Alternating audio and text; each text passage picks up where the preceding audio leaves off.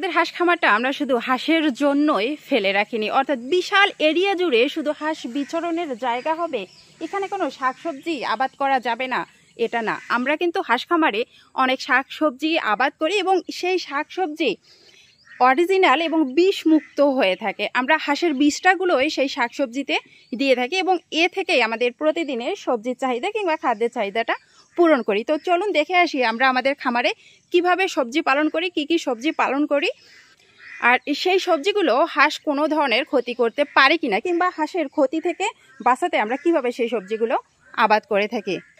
তো প্রথমেই দেখতে পাচ্ছেন এখানে কিছু কলা গাছ আমরা লাগিয়েছি, কারণ কলাতেও কিন্তু প্রচুর পরিমাণে ভিটামিন আছে আর এটা একেবারে অরিজিনাল। আমরা কোনো ধরনের কীটনাশক কিংবা রাসায়নিক সার ব্যবহার করি না, এখানে শুধু হাঁসের বীজটা ব্যবহার করা হয়।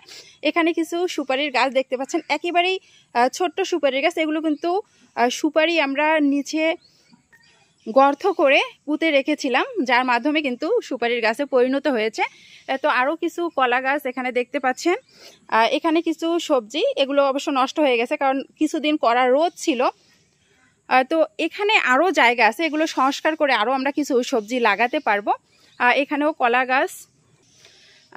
এই মাছাতে দেখতে পাচ্ছেন, এটাকে মাছ আলু অথবা মিষ্টি আলু বলা হয়।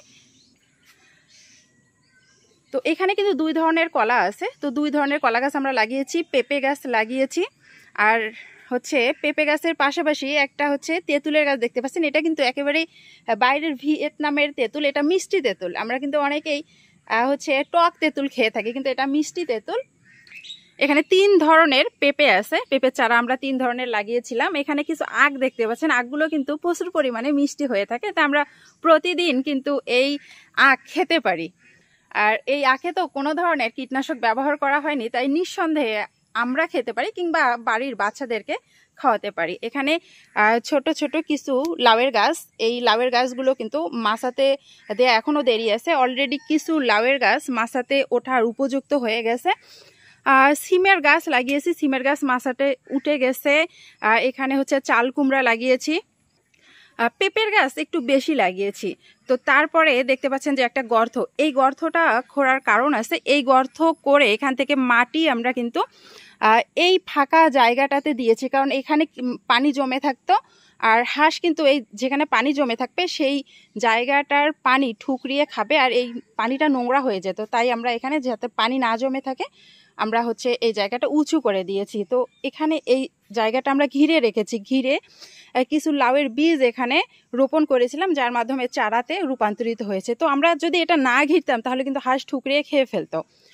তো এই বিশাল এরিয়াটা আমরা যে ঘিরে রেখেছি, এখানে হাঁস বিচরণ করে। তো হাঁস যেহেতু বিচরণ করে, এখানে যদি আমরা খোলা জায়গায় কোনো সবজি লাগাই তাহলে হাঁস নষ্ট করে ফেলবে, এটা একেবারেই স্বাভাবিক। কিন্তু এই জায়গাটা একেবারে আমরা যদি ফেলে রেখে দেই তাহলে সরাসরি সূর্যের তাপ হাঁসের শরীরে লাগবে, তো এটা কিন্তু হাঁসের জন্য অবশ্যই ক্ষতিকারক। তো এজন্য আমরা উপরে মাচা করেছি। এই মাচাতে আমরা কিন্তু সাইডে নেটের বাইরে যে হচ্ছে সবজিগুলো আমরা লাগিয়েছি, সেই সবজিগুলো মাছাতে উঠবে এবং মাছা সমস্তটা কিন্তু বিচরণ করবে। আর যখন এই সবজিগুলো পুরা মাছাতে বিচরণ করবে তখন কিন্তু একটা ছায়ার ব্যবস্থা হবে, আর এই ছায়াতে যখন হাঁসগুলো থাকবে, হাঁসগুলো নিরাপদে থাকবে, হাঁসগুলো সুস্থ থাকবে এবং উপরে যে সবজিগুলো হবে সেই সবজি আমরা রান্নার কাজে ব্যবহার করতে পারবো। সেই সবজি দিয়ে আমাদের সবজির চাহিদাটা আমরা কিন্তু পূরণ করতে পারি। এই জায়গাটা আমরা যদি ফেলে রেখে দিতাম তাহলে রোদ অনেক বেশি হতো আর এতে হাঁসের ক্ষতি হতো এবং আমাদের সবজির চাহিদা আমরা কিন্তু পূরণ করতে পারতাম না। বাজার থেকে অনেক সবজি আমরা কিনে খাই, কিন্তু সেগুলোতে নানা ধরনের কীটনাশক, রাসায়নিক সার ব্যবহার করা হয়।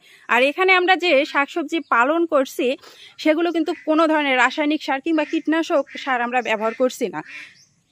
আর এখানে ইচ্ছা করলে আমরা যে কোনো এক ধরনের সবজি চাষাবাদ করতে পারতাম, কেন করছি না? এক ধরনের সবজি যদি আমরা চাষাবাদ করি তাহলে আমাদের রান্নার কাজে প্রতিদিন কিন্তু এক ধরনের সবজি আমরা ব্যবহার করি না কিংবা এক ধরনের সবজি খাই না। তো বিভিন্ন ধরনের সবজিতে বিভিন্ন ধরনের কিন্তু ভিটামিন থাকে কিংবা আমাদের প্রতিদিনের রান্নার কাজে আমরা সবজিতে ভিন্নতা আনি। তো এজন্য এখানে আমরা সিম, কুমড়া, লাউ, পেঁপে, বেগুন, যখন যে মৌসুমে যে সবজি চাষাবাদ হয় আমরা চেষ্টা করছি কিংবা চেষ্টা করব সেই সবজিগুলো এখানে রোপণ করতে এবং সেই সবজি দিয়ে আমাদের হচ্ছে সবজির চাহিদাটা পূরণ করে। তো এখানে কিন্তু কিছু বেগুন গাছ দেখতে পাচ্ছেন। এই বেগুন গাছের প্রথম বেগুন আমরা কিন্তু তুলেছি এবং আমরা রান্না করে খেয়েছি। তো মাশাআল্লাহ ওই বেগুনগুলো অনেক ভালো, কারণ এখানে আসলে কোনো ধরনের রাসায়নিক সার নেই। আমরা এই হাঁসের মলটায় এখানে জৈব সার হিসেবে ব্যবহার করি, আর হাঁসের মল কিন্তু জৈব সার হিসেবে অনেক ভালো, অনেক উন্নত ধরনের একটা সার। তো এই জায়গাটা পরিষ্কার করে আরও কিছু আমরা সবজি লাগাবো, আরও এই সময়ে যে সবজিগুলো পাওয়া যায় কিংবা এই সময়ে যে সবজিগুলো হবে আমরা সেই সবজিগুলোই লাগাবো। আর ওই সাইটের খামারে ওটা হচ্ছে বাঁশ বাগান। তো বাঁশের ছায়া একটা বিশাল ব্যাপার, কিংবা বাঁশ আমাদের কিন্তু প্রতিদিনের বিভিন্ন কাজে ব্যবহার হয়, কিংবা মাঝে মাঝে আমরা যে কাজগুলো করি ঘর বাড়ির কাজ কিংবা হচ্ছে বিভিন্ন ঘেরার কাজ, সেগুলোতে বাঁশ ব্যবহার হয়। এজন্য আমরা ওটা বাঁশ বাগানের জন্য রেখে দিয়েছি, আর ওখানে কোনো ধরনের আমরা শাকসবজি আবাদ করিনি। তো আপনারা কিন্তু চাইলে, আপনারা যারা বদ্ধভাবে হাঁস পালন করেন তারা এভাবে সবজির চাষাবাদ করে হাঁসের খামারের পাশাপাশি সেই সবজির থেকেও কিছুটা লাভবান হতে পারেন। সবজি থেকেও আপনাদের প্রতিদিনের রান্নার কাজে যে সবজির চাহিদাটা থাকে সেটা পূরণ করতে পারেন।